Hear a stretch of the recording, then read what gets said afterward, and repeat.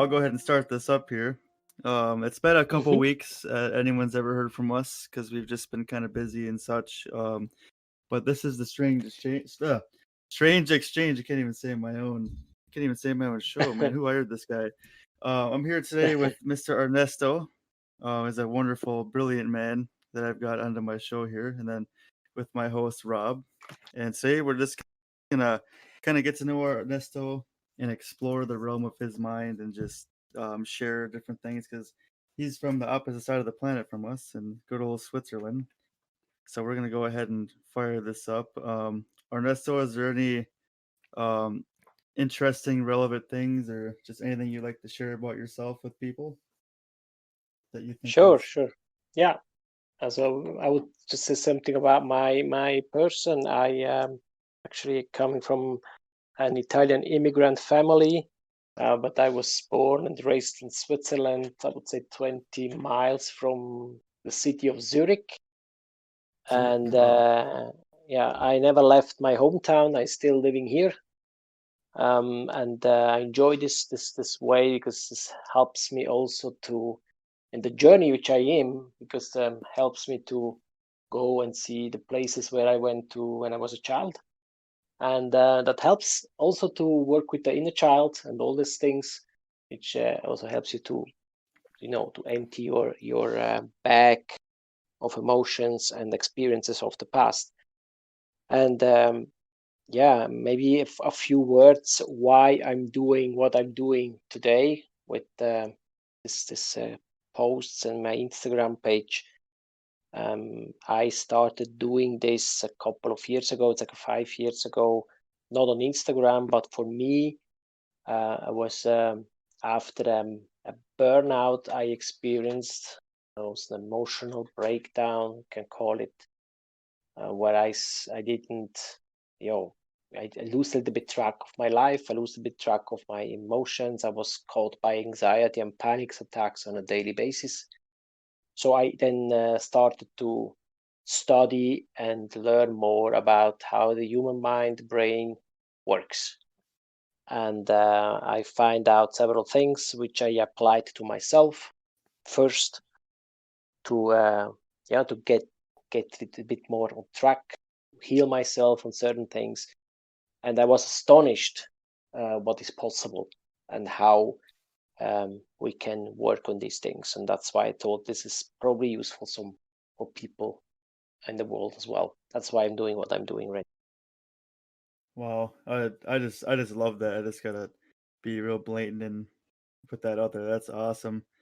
Mhm. Um, yeah, when I had like viewed your Instagram page and stuff, I that is not at all the first thing that would come to my head. I'm like, this looks like a confident, passionate, like inspirational dude. Like when you think about people, you don't think about like the troubles they've been through and stuff when you're analyzing someone. You're not like, oh, wow, I wonder what he's been through. But that's just incredible that you went through these experiences and had this kind of layout for yourself carved out, and now you're just exceptional in discovering what kind of methods take care of these issues in your mind and what they are and how you can do that. And not only did you do that, but you made it like a made it a professional part of your life.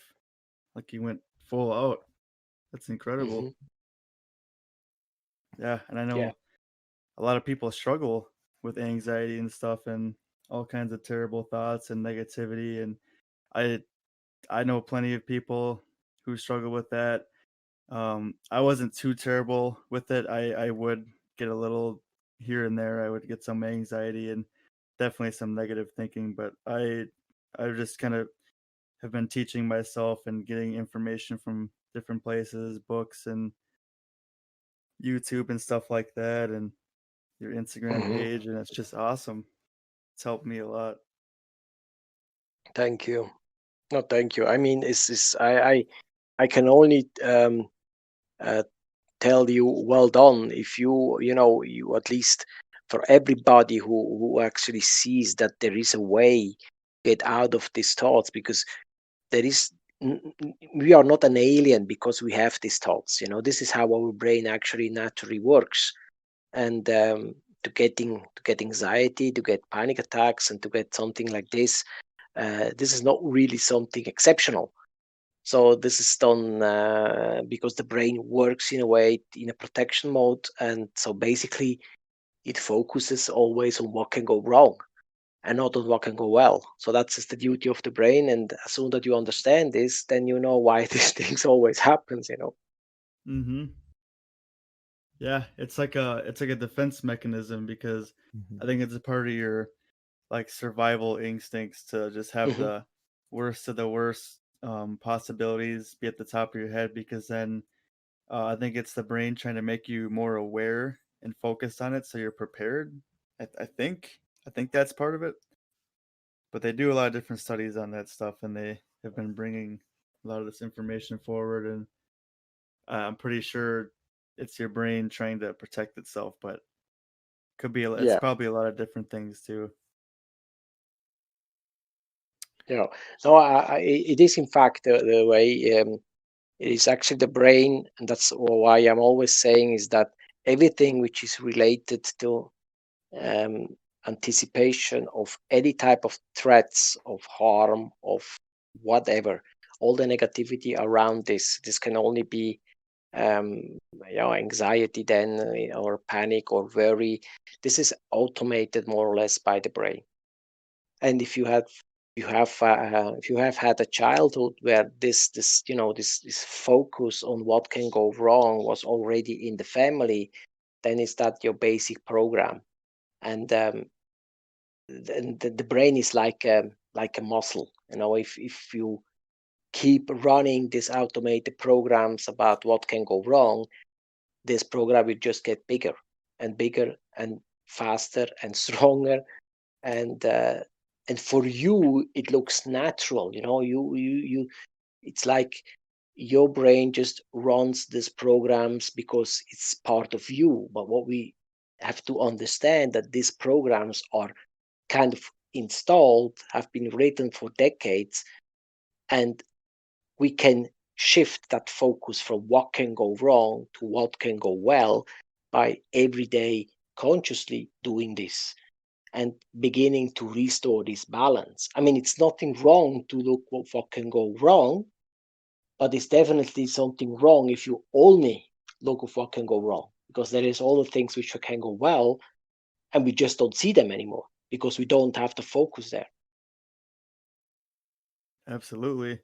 Um, yeah, I had like 6 questions off my head, but I'll go with the most one Yes, that I sure. had here. The most.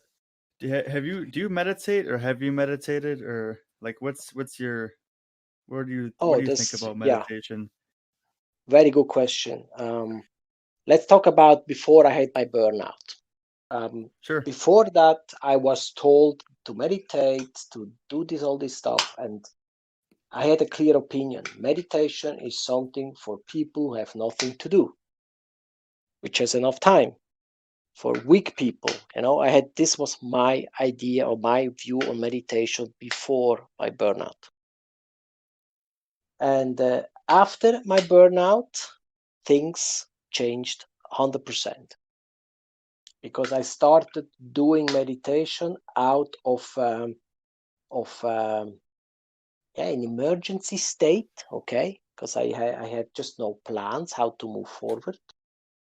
Started doing meditation, and I discovered that meditation has multiple benefits and has nothing to do with if it's for weak people or not. Meditation has um, some great so to say fantastic influence on yourself. Okay, you can use meditation for train your focus. You can use your meditation for calming down your system, to train your brain to be more centered during the day.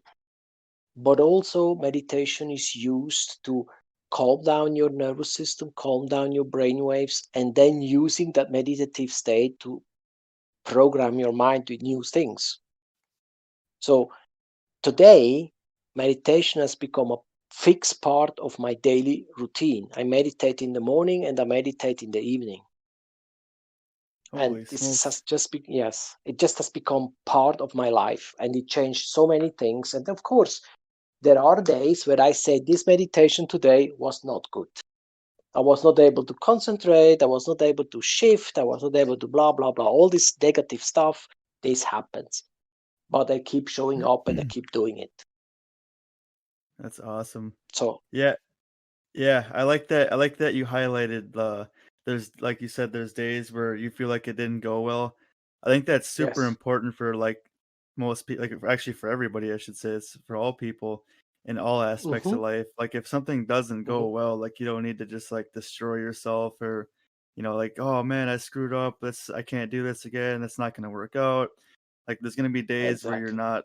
you're not on point with it. Like you oh wow, that meditation really didn't do anything to me. But I think just showing up every day and just making it a consistent habit, like it worked exceptional for you, it sounds like, and it works for you. I think if people just Yes. take your advice and follow your steps and just be consistent and just keep doing it and make it a part of your Exactly. routine in your day, you'll start to Exactly. see difference. Or you It's we so will start important. definitely to see it differently. Definitely. Because, mm, I got many DMs asking people me, how can I make my mind completely quiet? And I usually respond, your mind will be completely quiet when you are dead. Because when you are, okay, well, yeah, when you are dead, then your brain is not working I anymore. gotta And wait then that you are, long, huh? yeah, yeah. Y- Your mind will never be quiet. Mhm. What you can learn is to gain distance from it, to have a space through between this thought carousel going on in your head and what you are experiencing.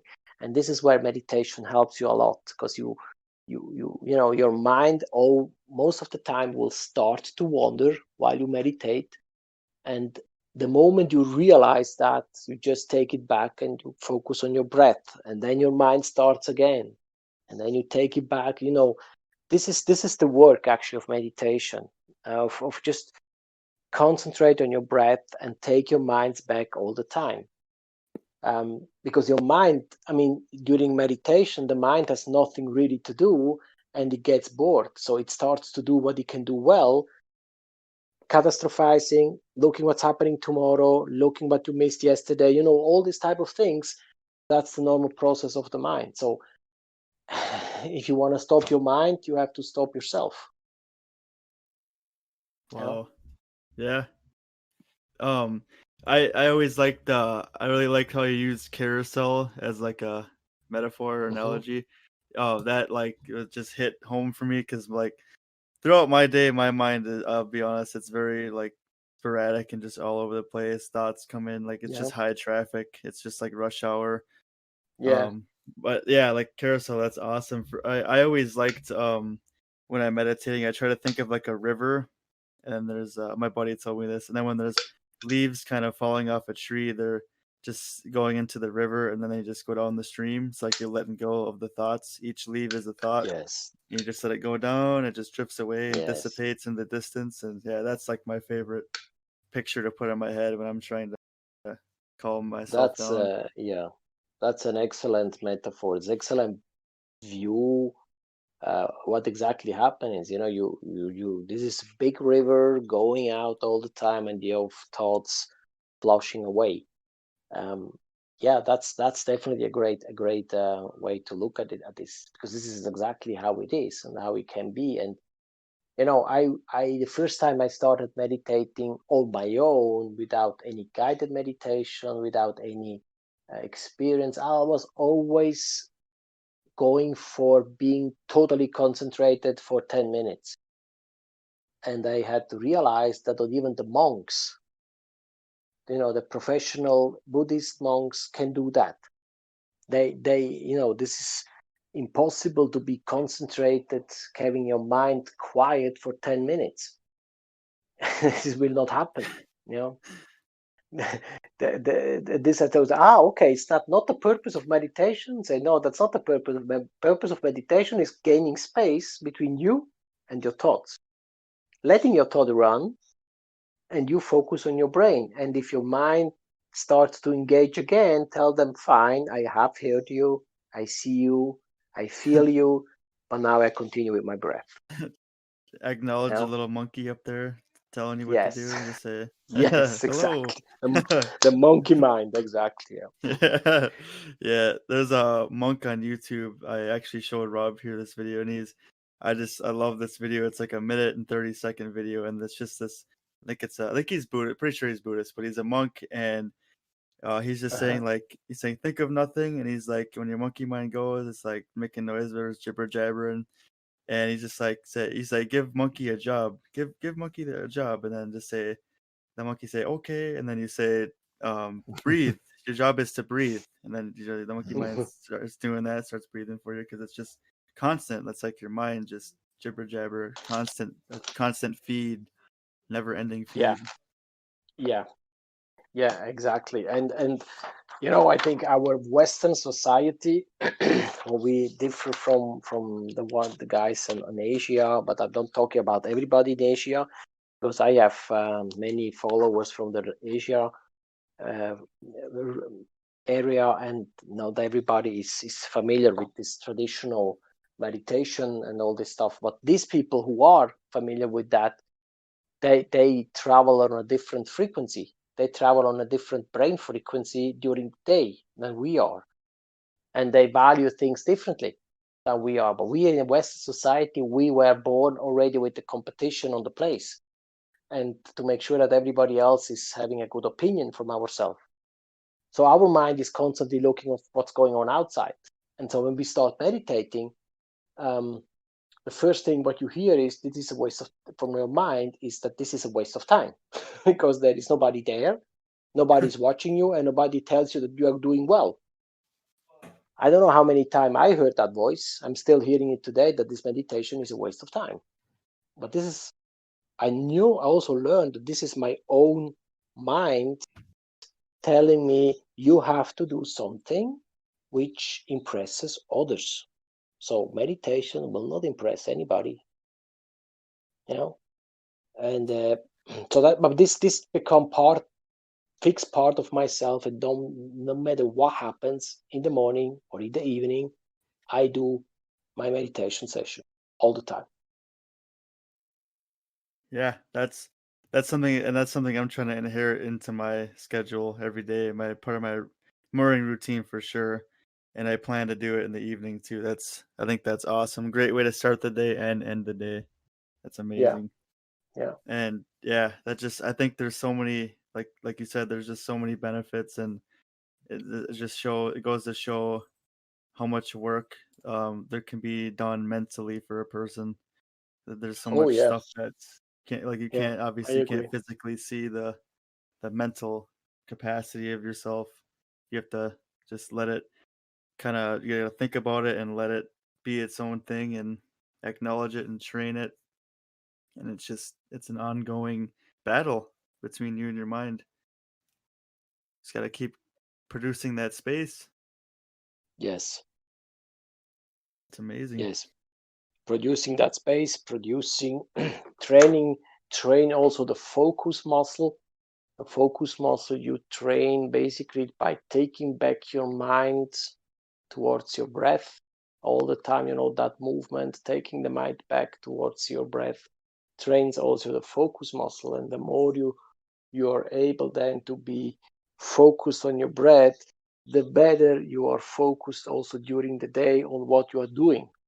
This is the same muscle, the same focus methodology, and you feel the difference after a while doing this meditation, because you will see that when you are in stressful situation, you are a little bit more present, a little bit more conscious of what's going on.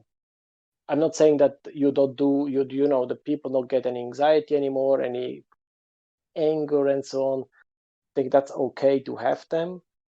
But it's also okay to recognize that you have them, and then to just step out of it and see, okay, what do I do with this situation right now? And that helps when you are focused. So, Absolutely. When you're not clouded with those emotions, you can you can steer your Yeah, ship a little better. You know, the yeah, water is going to be a lot calmer. Hmm. You're going to be able to I, just sift through I it agree. and control the situations. Yeah, True. absolutely. Hmm. Hmm. Now that we're on the topic of like emotions and stuff, um, what's something that like I won't say like, oh, maybe something that's like like you're fearful of. I was gonna say scary, but that's kind of, I don't, fear is probably better. What's something that is just kind of like it strikes fear in you? Um, well, emotions are. I was never putting that much attention to emotions. I maybe have to go a little bit back in my teenagehood, because actually what I didn't say at the beginning is that I was taking antidepressant for 25 years. Wow. 25 years taking antidepressant. So emotions were almost all the time suppressed by this medication. I started to take them back in 20 when I was 20 years old or something like stuff like this, and I was keep taking them until 5 years ago when I had the crash, and then I changed the medication. But I have to say that this medication, of course, helped me a lot. That's first thing. That's not for everybody the same experience, but for me, it helped me a lot. But with what the medication didn't change were my thinking patterns, my view on emotions. What are emotions? What are emotions doing? And I learned quite a lot about emotions. That emotions are nothing else than energy in motion in your body. So whenever you feel something, a feeling is actually the energetic response of an emotion. And this emotion usually is here to tell you something. And if you keep suppressing these emotions, it's like you have a steamer, a steam cook thing where you just put your top on the steamer and you just wait until it explodes. It's like, it's like when you keep suppressing this emotion, um, the brain will move your attention to the body. That's where you feel the pain of this emotion, but it will not tell you that's the emotion from that experience. Because what the brain does wants you to do is it wants you to protect you from re-experiencing some negative stuff. Okay, um, so that's why whenever these emotions which you have keep suppressing for years or decades are popping into your consciousness, the brain will divert your attention to the body and maybe create headache, or it create muscle problems, or stomach pain, or whatever. Okay, so that's where how I learned that emotions are basically related pretty quick, pretty narrow with the body. They can be trapped in the body, and the brain has an interpretation of that emotion that may be right or also wrong. You don't know that. And what I did with emotion was I was begun just to acknowledge the first time, and I remember that exactly, acknowledging that I had some emotions from long time in my backpack, which I was never acknowledged. It was never acknowledged from myself consciously. Okay, so I think emotions are here to be felt and not to be suppressed. And we as men are most of the time told in our childhood that we should not cry, we should be strong, we should be powerful, and we should not show weakness. That's why we don't Yeah. show my time emotions. And emotions, if you don't show them, if you don't live them, sooner or later you're gonna feel it in the body. Was Wow. my experience. Okay. No, I can definitely relate to that. Mhm. Having those emotions shift in different parts of your body, you can definitely feel effects of that if you start paying attention to it more closely. Yes, Your and re- I your can reality changes too. absolutely, Absolutely. As I said, I was never really paying much attention, like many people as well, to emotions, because said emotions is something for women. That's not true. We as men, we have that as well. We just keep suppressing them, and that's not always healthy, and that's not always because this coping mechanism of our brain to deal with these emotions are from childhood. This is not what we developed now, and maybe these coping mechanisms are so old that today they require an update to deal with that emotion, to make it more fluid, let it go, be vulnerable, to feel that emotion, because then it will leave you. And I made my experience, and maybe can tell you this story. It was a Saturday, it was 2 years ago, where we went to. My daughter was on a horse riding contest, and I brought her to the contest and came back to stay at home. And I had an incredible stomach pain for the whole day. Okay, in the solar plexus area. So my digestion were bad. I could not eat in a good way, and I mean, I tried almost everything which I know at that point in time which I could do, and nothing worked. I had this pain in my stomach. It's like someone is just um, closing down your stomach. It's like somebody is just making it down, close it down. And then I tried something which I have read the week before, to go into a meditative state and then begin to name the emotion which I believe was causing this problem. Maybe it was not that emotion, but I just had to try. It was a try and error combination. So I went into a meditative state and I began with a list of emotions. I began to read it. And there was, as soon that I hit the emotion shame and loneliness, it's like the switch went up. You know what I mean? It's Yeah. like somebody just felt off the Wow. switch and it was gone. But I still don't know today to what experience this emotion was related exactly. But it was shame and it was loneliness. These two. Can Uh, Yeah, that is wow. Huh. and that's what gave me another proof that emotion or energy is energy. And when you are able to name that thing, to acknowledge this pain or this emotion, then it can really open up the circuit in your body and you can really feel a relief without taking any pills. It gets that powerful, huh? Mhm.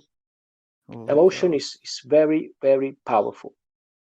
And I think that, I mean, at the end, it is nothing wrong to sit down and to maybe just think about what kind of emotion you are feeling the day, and then ask yourself, where does it come from?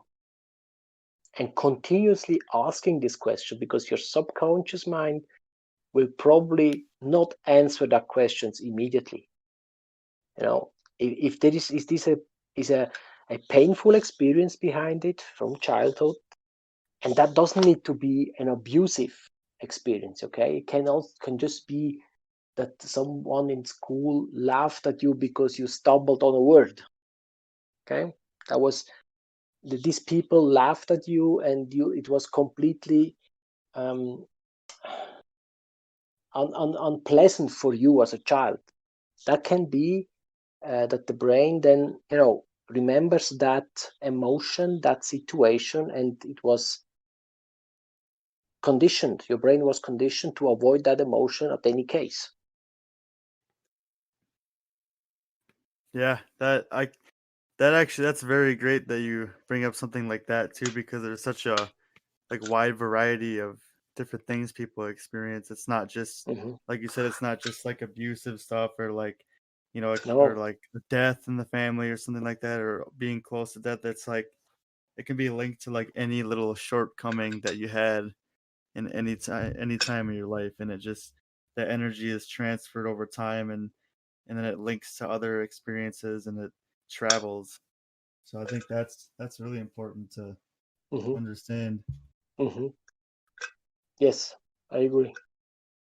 And It then can be, we call it big trauma and small trauma, but it's still a trauma.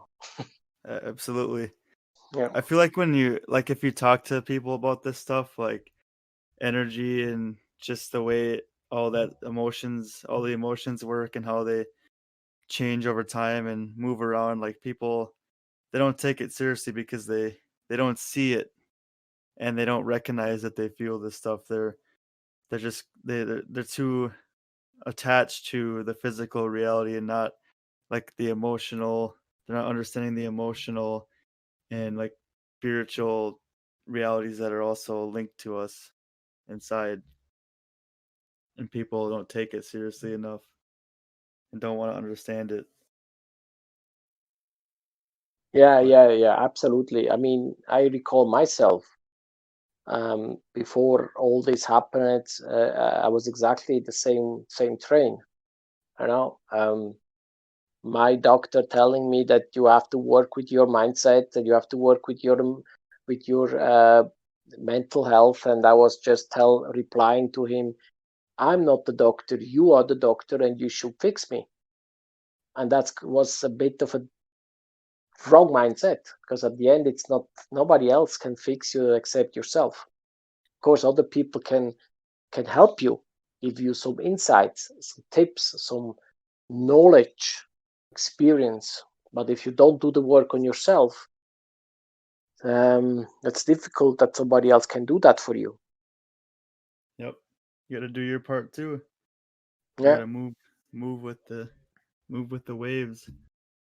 exactly, exactly. Wow. Um, what do you? Let's see.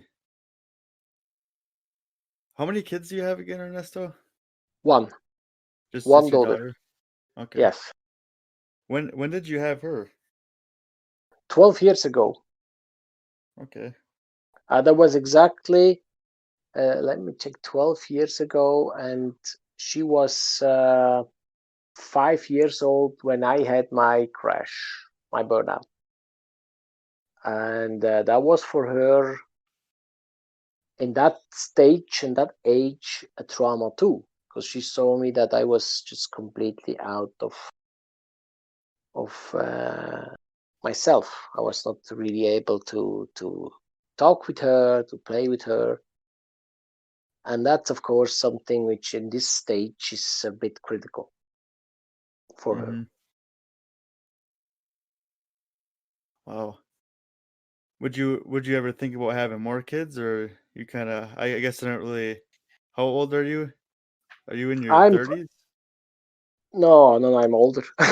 Oh. I'm I'm uh, I'm 49. Okay. Wow. Yeah, yeah. No, actually, Hey. we didn't have. We talked about it, but then we said that we have enough to do with one girl, and we didn't really plant another one. No. Mm. Dang. I see. Yeah, me and Robert are 24, so we're still almost babies here, but what's No what worries. are what are some of the greatest things about having a kid? I think the greatest thing is just the way she's the love you get from her, this eyes when they all look at you, when they actually feel you, because the first year, they don't talk, of course, but they feel you. They see exactly, they feel exactly when you are not feeling good. And what I had many of the situation where whenever I was not really feeling well, that she just came to me and sit next to me, and we had a chat, or we looked at some books or so. Um, so these things are just an impression. The way she learns, the way she does her first sentence, that's an amazing thing. That's a thing that's pays back everything. Yeah, Yeah. There's a yeah, little idiosyncrasies that come with your kid, the little yeah, stuff. That's the yeah, most important. Yeah, I could. yeah. Yeah. Yeah, And what we can learn from them as an adult, what we actually had, but we, of course, we forgot it, or we unlearned these things, just to take the thing, to make the thing simple, to look at things simple, and not to make it complicated. Because we as an adult, we have a good talent to make things complicated sometimes, and children don't have that. They tell you, first of all, straight away what they think of you, and even if you don't like it, they tell you, and they are more to be simplified, so to look at things simple, to do things simple. And think that's something which I really like, because the more you be with the child, and then you have to be open, of course, that you take this inputs with you, and not that you, even if this happens, because your subconscious mind is also active, you try to make it complicated for the child, because the belief comes up that, as I was a child, it was tough, so this should be tough for her too. Maybe, well, maybe yeah, not. Depends where. Depends where you right. put that in place. Yeah. Yeah, no, that makes a lot of sense. How do you know Mm. how much of like I know your subconscious is like always like recording everything you're doing. Mhm. Like what's like the percentage that most of your actions and your feelings and stuff are products of your subconscious, like viewing you and just when you're experiencing yourself, like how much of that stuff like really comes from it? Because I know it's like most of your self is from that. Mhm. Well, it's the studies and science around this great neuroscientists and other gurus. They find out that at least 95% of our time is we spend in our subconscious mind, and 5% of our time we spend in our conscious mind. And now Holy it's crap! it's yeah, it's a lot of time where we actually are in a kind of an autopilot. And I mean, whenever you are mentally absent, you are in that state, because that's whenever your subconscious mind is actually running your life. It's driving your car. It's making sure you walk while you are mentally absent, or it's um, you know putting you in a stress mode, and to make sure that you react in a certain way when you get attacked and so on. That's all subconscious and unconscious. That's all there. And the thing, I think, where we can really do something, because the mind is actually organized in three parts. Of course, I always say two, because you have the conscious mind, as we know, which is the one where we are present. Then you have your subconscious, and then you have your unconscious. And the subconscious is just below consciousness. That's the part where you can really do some effective changes, and if you keep repeating these changes, it goes into your unconscious. It becomes really automated. And but this is the way that we spend 95% of our time, mostly in autopilot, especially, and this can be for anything, the physical part, the motorical part, which most of them is anyway unconscious, otherwise you could not be able to do it. But also the way we think, the way we feel, the way we perceive the world, the way we talk to ourselves. This is all in the subconscious area, and that's where the power is, actually, from my point of view. It can be a positive power, but it can also be a negative power. And the negativity, the conditioning, um, is just as bad as the as good as I would say. It's as powerful as the positive one. Okay, so these two things um, are more or less equal, with the only difference that for the negative one, the brain is feeding the negative part automatically, and the positive part you have to feed when you are in a conscious state. That's a big of the difference. Okay. Wow, Well, that's that is really important to actually know because it's like, which wolf are you gonna feed? You're gonna feed the bad one, or you're mhm, gonna feed the good one food. Which one are you gonna feed more? That's exactly. yeah, I think that's extremely important. Exactly. That's exactly a good analogy which you just made. Um, and we all need to know that our brain, as we said at the beginning, is conditioned to keep you survive. So that's already Yep. clear which part is going to be fed automatically. hmm Would you say like negative thoughts are important to have here and there in order because you got to have one for the other, right? I mean, the negative is always going Mhm. to be there. So do you think it's pretty important to kind of have things set at a fixed balance? But of course, you want the positive to outweigh the negative. I think it is, yeah, of course. I think the negative thoughts for people who start like let's take an example. If you decide as a person to start working with yourself because you have so much negativity thoughts or negative feelings and all these things, and you start today doing it, and that's of course the normal that then these negative thoughts will persist. They will not go away just because we decided that we want to do some work with ourselves. So I think negative thoughts, they tell you a lot, and if you start observing them, listening, writing them down, you can begin to dismantle these thoughts, and that would obviously take it sometimes until all the negative thoughts have become a kind of visibility, become you become aware of them, and you become that aware that some of these negative thoughts are just fiction, just a production of your brain, have nothing to do with the reality. And of course, you have to make that visible to your mind, tell the mind, hey, do you see that what you produce here is basically garbage? It's just not really related to reality, and um, and this has to be a continuous process. I see it on my own. If I stop doing negative, I call them negative dumping.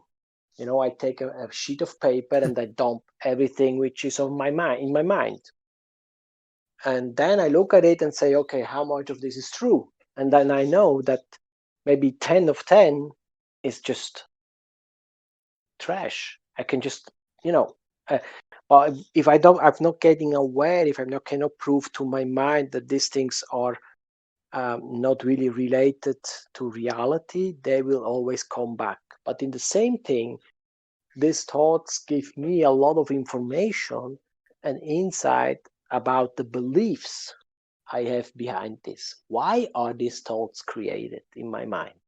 What is the belief creating them? And these beliefs should be or have to be in the middle of my work because they are condition myself, they condition my life, they condition my rules. So what are these beliefs? And thoughts are a very good an indicator or messenger for this type of beliefs. So just ignoring negative thoughts will have basically only the consequence that they come back all the time, and that you don't hear the message. Okay, you don't understand the message behind. Yeah, like leaving it unintended. It's just gonna sit and Yeah, resonate if you don't take yeah, care of it and deal with it somehow and yes, proceed with a healthy way of dealing with it. Yeah, exactly. couldn't agree more. Yeah, a lot of this stuff, like people, they don't really. Like, I feel like this needs to be more widespread education. Like just not necessarily getting as in depth and professional as you per se, but like just acknowledging that feelings are Hmm. okay and stuff, and that teaching people how to deal with their mind and how to teach themselves in healthy ways to just manifest the stuff in a healthier way. Because yeah, I feel like this stuff is not taught enough, and that's why so many people, like in massive amounts, why a lot of people are resorting to all kinds of terrible ways of dealing with their emotions, whether it's drugs or um, however ways they abuse people physically or whatever themselves, and just these Yeah. terrible positions they put themselves in. It's awful. No, I agree. I couldn't agree more on this. And I'm still asking myself. We know that children, they should be, also from my point of view, they should have this type of things in school already, and see how do I deal with my emotions? How do I deal with this negative feeling? How do I deal with this thought in my mind which always comes back telling me that I'm not good enough, and all these things to make it already aware for a child who is growing up. But in school you don't get that. Okay, these people, our teacher, don't get this in school. They don't understand what does that mean, even if they went through this as well when they were a child. So um, it starts there already. And after that, when you become an adult, and you suffer from anxiety, and you suffer from worry or panic attacks, there are good doctors, good medical doctors, where they tell you, I can help you until a certain extent, but then you have to work with yourself. And these are the options that explain you, where you can go and do this type of work. But then you have other doctors, and it really depends how your doc is doing, that they just give you pills, antidepressant, or other pills, and that's it, and deal with it. And I remember my doctor, I'm still having the same, since 35 years, told me from the beginning that I had no physical problems. My problem were my mind. I was not believing it. Okay. And Huh. yeah, he told me that actually. And I told him, you are the doc, you have to fix me. And that's where he started fixing me with the antidepressant, and they worked. And as soon that something works, the human become lazy again, and you don't work on the real issue. So I think if that's really, it should be spread more often, that the mind can fix most of your diseases, or Yep. most of your issues. If you just let it and Yeah. Yes. work on it, and you gotta apply yourself, Yes. just like Exactly. anything else in this reality. You said Yeah. a good one. You Fuck, said fuck. if you let them. Yep. Okay. You have to If you allow let it. them. Yeah. Absolutely. Yeah. Rob, did you have a question for Ernesto? I thought you had one. I have I'm sure you have many. just because I've dealt with anxiety in my own life, and I've Hmm. found good ways to deal with it. Now, I initially was talking with a psychologist, and he Hmm. was helping me just kind of do a lot of things. Obviously, number one was write down Hmm. a lot of the thoughts you have, and then crumple that paper up and throw it away. Right. Don't let it Right. exist. And Yes.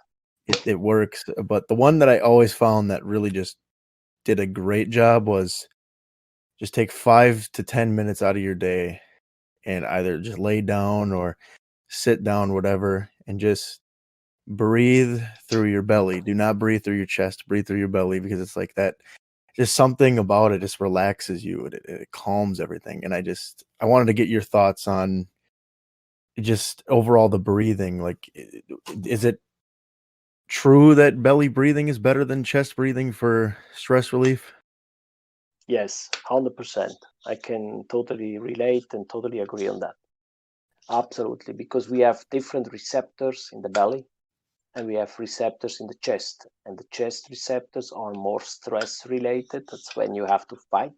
You pull out your chest, and then you go and Mhm. fight. And the belly is when you sit down and say, oh, pull your belly out, slow down.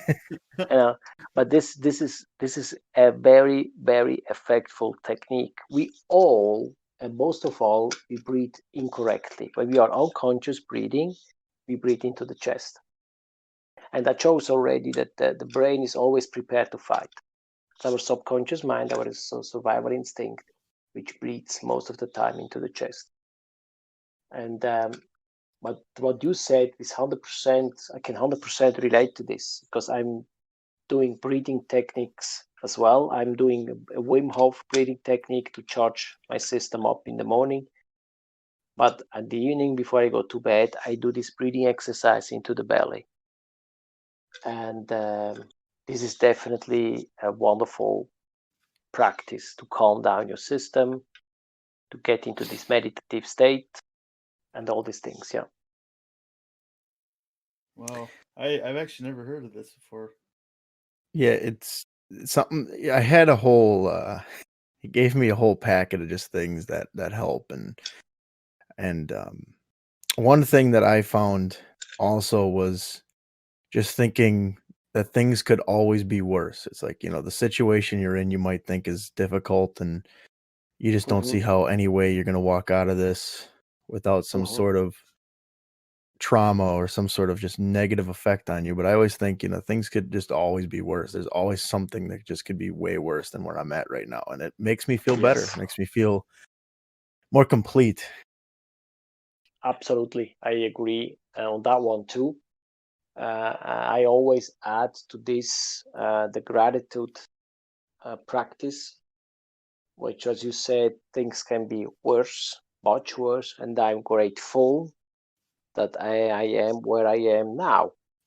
And just this this feeling of gratitude changes your chemistry in the body immediately.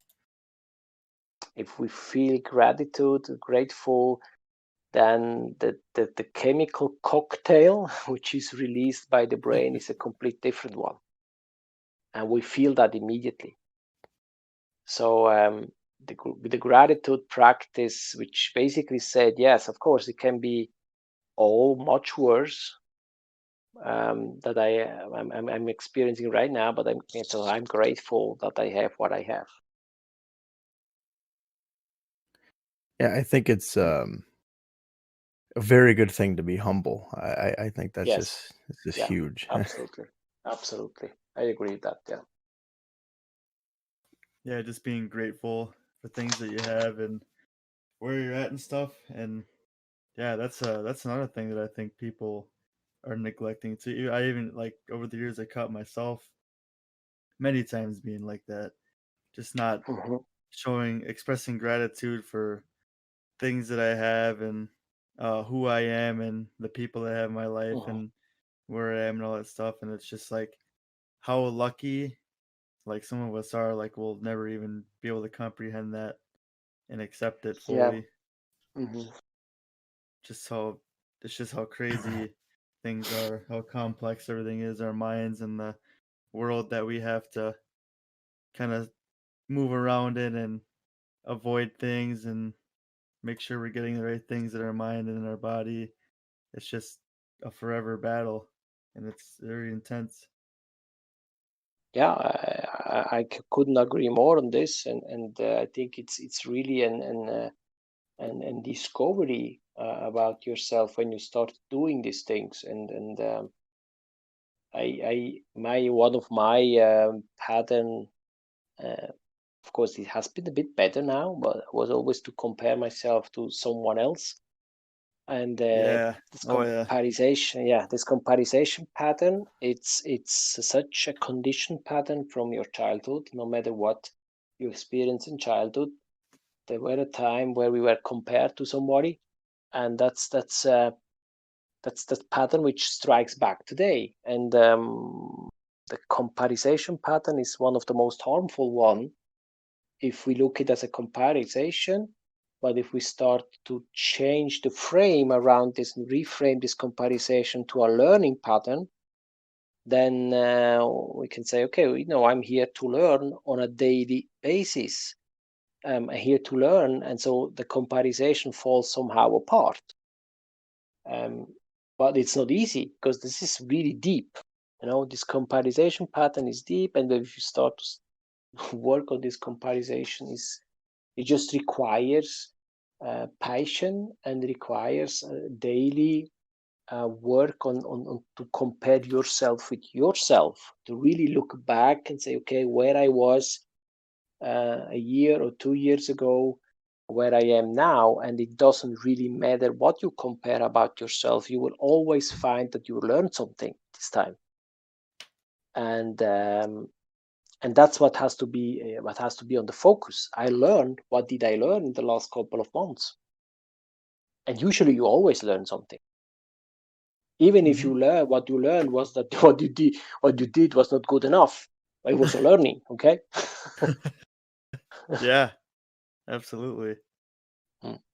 And that's something that's hard, like, for people to accept, is like failure and mistakes and Mhm. error. Like, it's all part of the process. And I Yeah, honestly, I'll be honest with you, Ernesto. I don't even think I have that fully digested mentally. Like, I don't think I fully accepted that. I think that is one of the hardest things for people to accept. Like, even if yeah, you're like big time successful, like, it's still something that a lot of people, most people, have trouble with admitting to themselves, and it's probably the most difficult for sure. I agree. Always comparing. Definitely, yeah, it's definitely the case, and I think it's just the way. This is really deep. This conditioning is deep. It started when your parents somewhere, when you were really uh, at young age, they said, this kid is behaving, you not. It started with this. As a comparison to someone else, it left you with definitely with a feeling of abandonment, of loneliness, and this is deep. This is what the brain then obviously creates a coping strategy. It creates, I call them also a database entry, where it said this has never to happen again, because this feeling of loneliness means that you are fighting with your survival. And that's definitely something which the brain does not like. So that's why we keep doing it. Yeah, No. absolutely. I just think there's so many. I think, like, feelings, all these feelings have been like Mhm. hyper emphasized, because I think, like, with our society today, we're very lucky and fortunate that we're not dealing with a lot of the stuff like our ancestors dealt with, and like our primitive state and stuff, just all the crazy violence and like having to kill all the time and avoiding Yeah, danger and yeah, stuff and the elements outside and other creatures and stuff. And now that we're suppressed and we're inside these houses and we're safe and secure, most of us don't have to worry about being mauled by a tiger. Like, average person on the planet doesn't have to worry about that, or I don't, just anything like that. Any kind of danger like that is less common now, and now that is not so much a big deal as our societal, like, anxieties and stuff, and just worries about ourselves and compared to other people, and all the different traumas that are distributed amongst each other, and it's just an emotional battle now. It's very much emphasized now, I believe. I agree. Yeah, yeah. Hmm. Um, Speaking of, like, um, just just animals and stuff like that. Um, Yeah. if you could be any type of plant or animal, Ernesto, what would you be? What are you thinking? Say again. I didn't get that.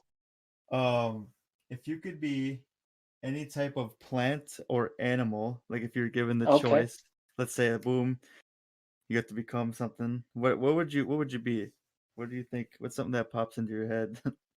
A bird. A bird. Hmm. Just being free. Oh, Okay, free. And whenever I feel relaxed, I start to sing. Or I sing to get relaxed. hmm. I like I it. like that. I like that. Yeah. That's pretty good. And if I I have don't a like the location, I just open up my wings and I go. dang. This is this is a deeper answer than I was. Normally the answers are pretty bland, but this one I actually think has he. like at least a hidden, like, hey, this is I what it think yeah. is. I think you just made this bland question become something extravagant. That's awesome. I don't know if you want to hear my choice. I think I don't know if Yo, you're ready. Chess, please, yes. I think I would be a tardigrade. Oh, okay. Okay. Do you know what that is? Explain why. So you know what a tardigrade is though? The little water bear, Uh, little yeah, microscopic yeah, yeah, creature. yeah. Okay, yeah. I just think well, I probably because they're so equipped to withstand so many different kinds of elements, and that makes Hmm. them so strong, even though they're so small. And it's Yeah, just like us, part of our giant network in the world. We're one person, and we're so small compared to just how big everything is. But it just shows that no matter how small you are, you can be very extravagant and resilient. yeah. No, Yeah. but also, yeah, absolutely, yeah. It can be, yeah. Mm. And you, Rob. Rob was your name, right? Yes, yeah. What is your choice? You know, I Ostrich. I love animals that have a very like just high energy, like they're just Hmm. constantly going. So Hmm. I don't know why, but I'd prefer to be a Tasmanian devil. Just Ah, okay. be a very energetic, just moving Energetic, yeah, yeah. around. It's just they're very interesting too. I don't know. I mean, obviously not the Yeah, because you know the Looney Tunes kind of get you into it too. You know, I was just gonna they just gonna give you say like, oh, that. this is what it does, but yeah. Have you seen the Looney Tunes, Ernesto? Have you watched them ever? No, no, no. Oh shoot. they're just cartoon animals. You know, I think Ah, okay. that's the thing. Like when you watch cartoons from the earlier days, they were kind of simplified, but they give you an idea of Yeah, like what to yeah, expect. And yeah, yeah. that's why I want to be one because he was always energetic and I don't know. Tasmanian devils are just cool. They're cool little. Are they I don't know dogs? if they're necessarily like Are they kinda yeah. I mean they're carnivores and they're a marsupial because obviously or are they Australia is very yeah. No, what the heck The yeah are they? They're like more like Tasmanian devil, you say? yeah. Okay. I They're also see. I see the. endangered, which is yeah, you wanna Mhm, be terrifying. But endangered, Rob? Endangered you. well, mhm. they live in one direct area. That's the thing. They don't spread out. They're on just like the separate island. You know, it's cool. Just on Tasman, right? Just that Yep. island. Right. Hmm. It's a weird choice, but I like Oh yeah. the energy. That's what I like. I In just it. love Hmm. the Hmm. movement. I see. I see. I see it now. I have the picture in front of me of this Tasmanian devil. Yeah, Would you it have looks really energetic. Yeah, absolutely. Yeah. but Hmm. hey, buy a couple of those. You have them as pets. You can walk them around over there I in don't know Ernesto. how great they'd be as pets. I don't know.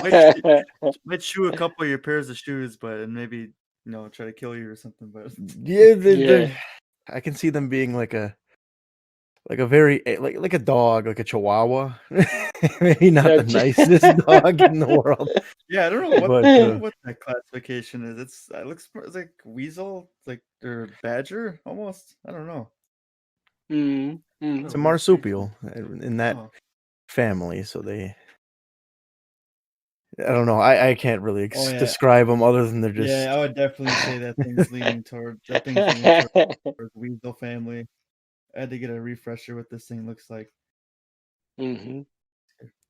What kind of animals do you have over there, Ernesto? What kind of what's like common creatures that you would see if you went out and Oh about? well,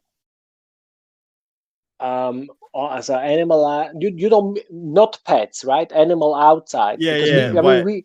yeah, wild animals. Well, we don't have much big species here. Of course, we have the animals in the forest, which the wild animals there, which like are I have to check now how, because I know only the German name of this. Let me quick check how they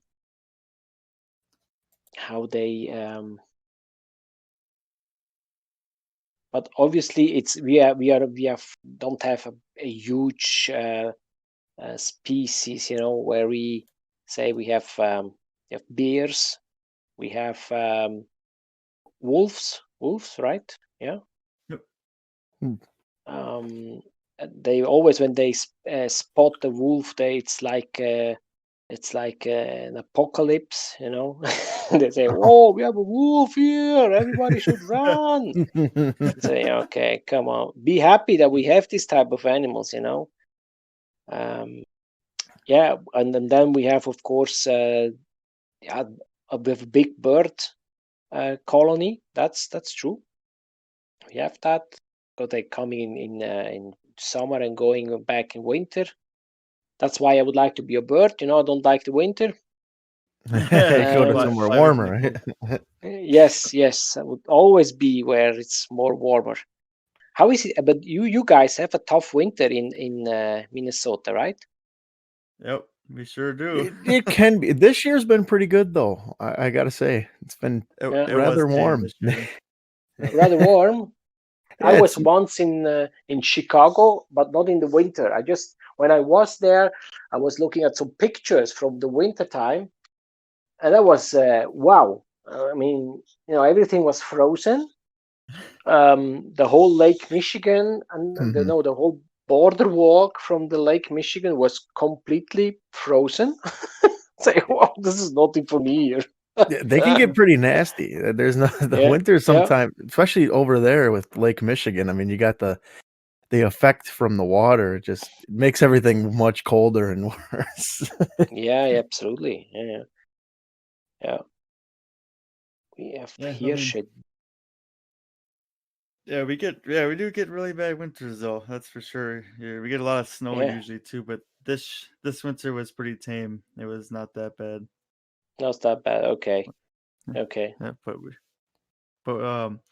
but animals though we have, I guess, common stuff you'd see is like squirrels, gray squirrels, rabbits, Mhm. which are also Rabbits, usually yes. gray. Rabbits we have Yep. too. Yeah, we have also Hirsche. Hirsche is in German. Let me check how is in Hirsch. Come on, I have to translate this because I don't know all the name. Um, And then so what's like your, I know is English is your primary language, right? Like that's no, what you German. use. German, German. okay. Hmm. Yeah, yeah. Okay. And We you're have deers. Deers. Do you know oh, deers? yep. Yeah. Yep. Yeah. Oh yeah, we got deers, yep. And deers are actually really resilient too. They down where Rob lives in the cities, there's actually deer down in the cities. They live down there because there's I not much actually Yeah. wood. just saw some the other Yeah. day. I saw 4 of them crossing a major road down here. Yep. I They was Mm-mm-mm. live in people's actually backyards. I was very amused, I can say. Yeah. Then we have wild boars. Oh, we don't have That those we in don't Minnesota. have up here, luckily, because I hear they can be a bit of a nuisance. Mm-mm-mm. And then we have I You guys we have have Bigfoot over there? yeah, Sasquatch? squirrel. You mentioned squirrel. Yep. Squirrel. We have that too. Rabbits we have too, and then we have oh, it's Would you always would you Would you eat a squirrel, Ernesto? Would you try it if you could? Would you eat I squirrel meat? remember as a child I ate one, as a not a complete one, just a few a small part of it. I didn't like it. I did not like it. So no, I won't eat them. No, I probably. I mean, if it was survival, I would, but not Yeah. if it was like, oh yeah, what's on the menu tonight? Squirrel. We're having squirrel tonight, guys. Bon appetit. Bon appetit, yeah. Yeah. And then we have Guinea pigs.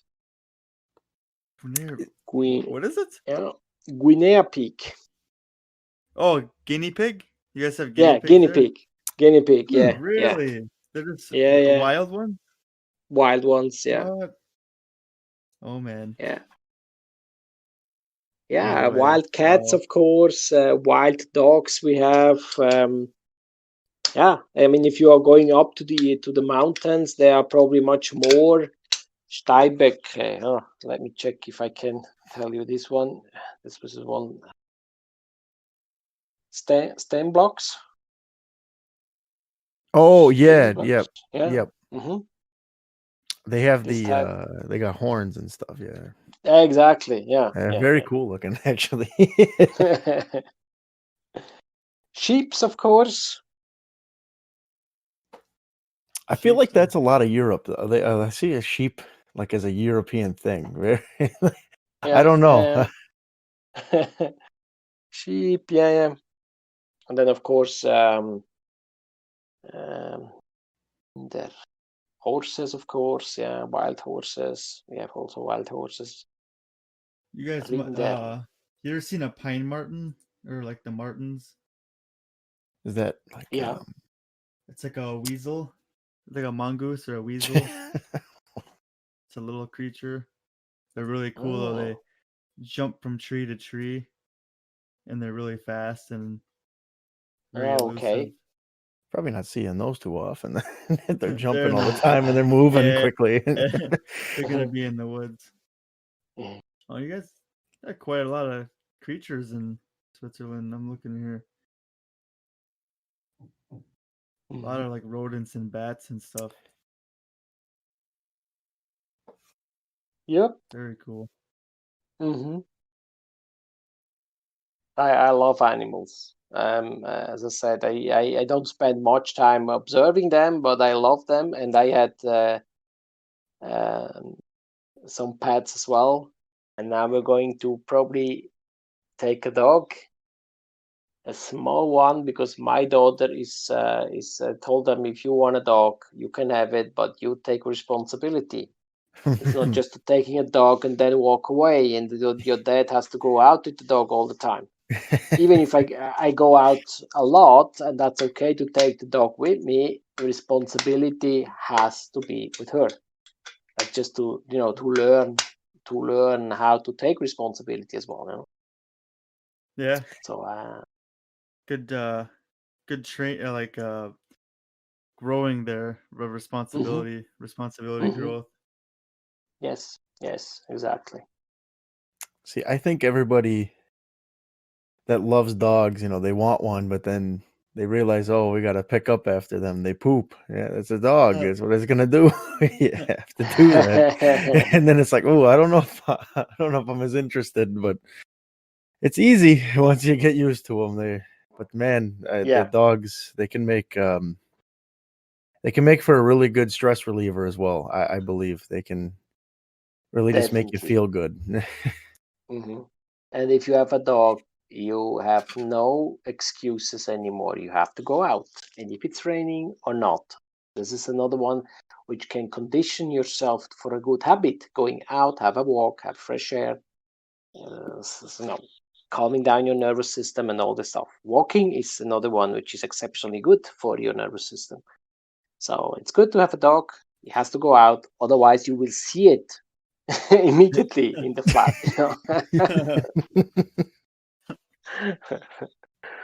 Yeah. Yeah, walking is definitely important. Walking and running, for sure. You think they have a lot of effect on like anxiety too? Like if you're running and stuff, getting your heart beating and pumping blood around your body and getting that mental nerve kind of unshook from your mind. I feel like that would have a lot of effect. Yeah, absolutely. Yeah, also body movement is must be something on the plan anyway. Apart from the other benefit it has, but for the mental health, it has definitely a benefit. Yeah.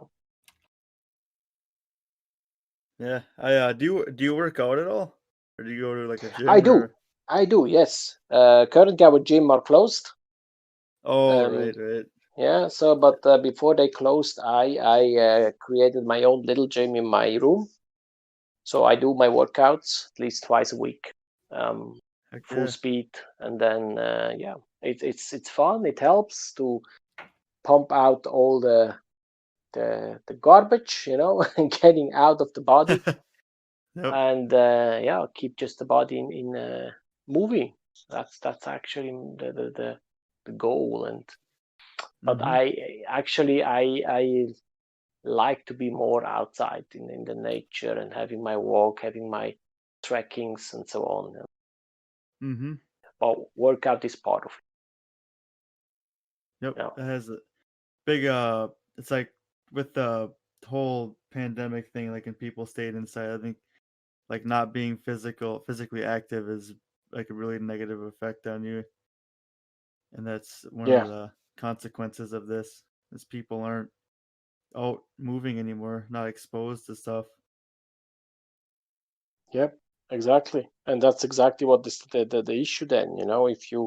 If you don't move yourself, then you do two things. You actually condition your body to be more lazy, and then later on, when things open up again, it starts to be in the other direction. Mm-hmm. Yeah, the body just we are all more likely to be lazy, and if we have a reason that to not to do things, then we probably will make that choice not to work out, or not because the gym is closed and we cannot do this and we cannot do that. That's actually a pattern of procrastination. It brings me back into that topic. And then the brain applies it everywhere. You find an excuse, and whenever you need an excuse, you will find one. you Yep. know Yeah. so Procrastination that's definitely like my biggest issue for sure. Very, you are very, not alone. very bad. I You think are for a not lot alone. of us, yeah. Yeah, Yep. yeah, absolutely. Yeah, for sure. Um, trying to see here. Oh man, Ernesto, I could talk to you for like hours and hours. That just no doubt. I could just keep bringing stuff up. Um, let's see. I'm trying to think of something to kind of end this here on. I'll just say this. It was an absolute pleasure of having you on here, and I would be more than happy to have you back on here. If you're interested in some time when I know you're a Hmm. busy guy, you have family No, and no. all kinds of things going on. I don't, want to make you have to report back to us. Report Yeah. every week. Every week, Ernesto. We need to update update on the animals in your country and everything.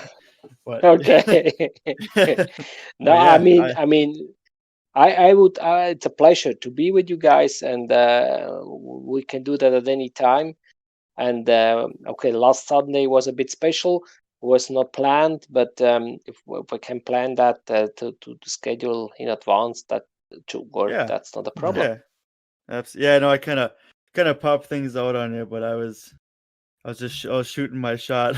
Yeah, Because like I said, I know we know you're a busy guy, and you have more different things going on in your day and such, and you have a family, so we're totally flexible and understandable of you. But I'm so Hmm. glad that you made it on here with us this time. I know this is kind of absolutely. a little out of the blue, but Yeah, yeah.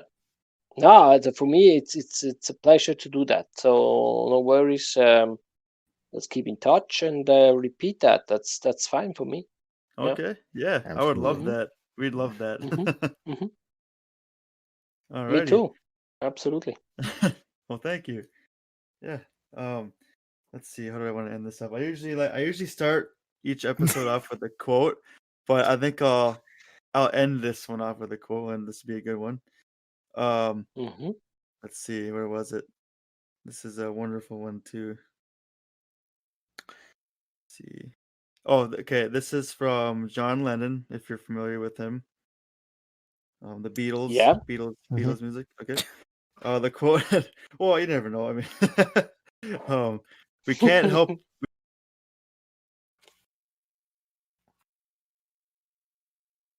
help everyone, but we can Yeah. help someone.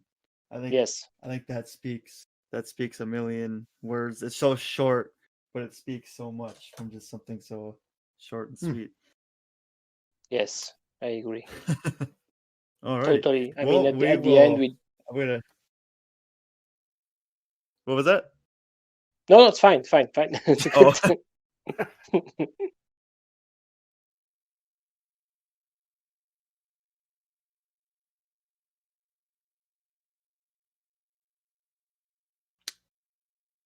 Still here, guys?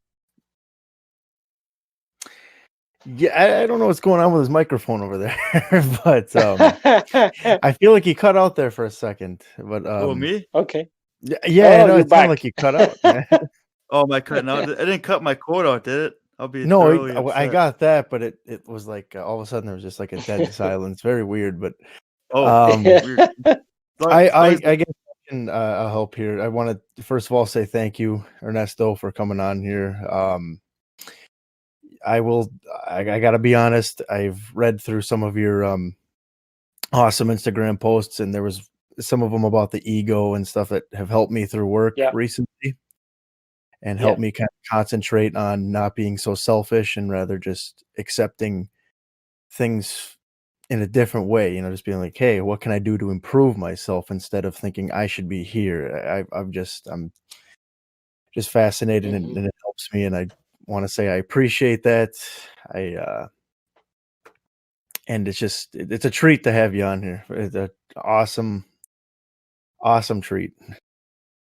Thank you, guys. It's a pleasure to be here, and I'm really grateful and appreciate to have you on my feed and reading the stuff. I mean, that's for me already a great reward for doing this work, that people read it and say I can use some of these things. So that's already a great motivation to continue doing it. You know? Yeah. Well, You're keep up the good work, sir. I have to say, this is every day I Yeah. read at least whatever you post. By the time I can read, I'm just like, okay, I'm up. I can look at this. I look at Instagram and I dig through all the positive stuff, and I see yours there, and I read it, and just gives me something to think. You know what? I can use this. I can figure out some way of using it. hmm That's fine. That's great to hear. Yeah, really great. Yeah, and the consistency too is very nice. I like how you post regularly. Yeah. That's amazing. Yeah, I made myself this intention, once. Now I leave one day off, the rest 6 days of the weeks I try to at least post something.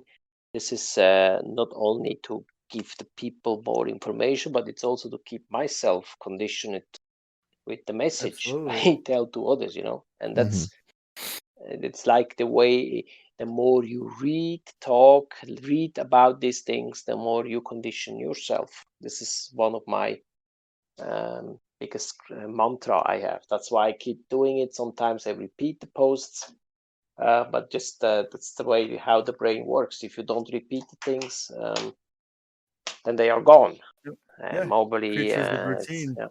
yeah, exactly. Absolutely. Well, yeah, definitely keep it up.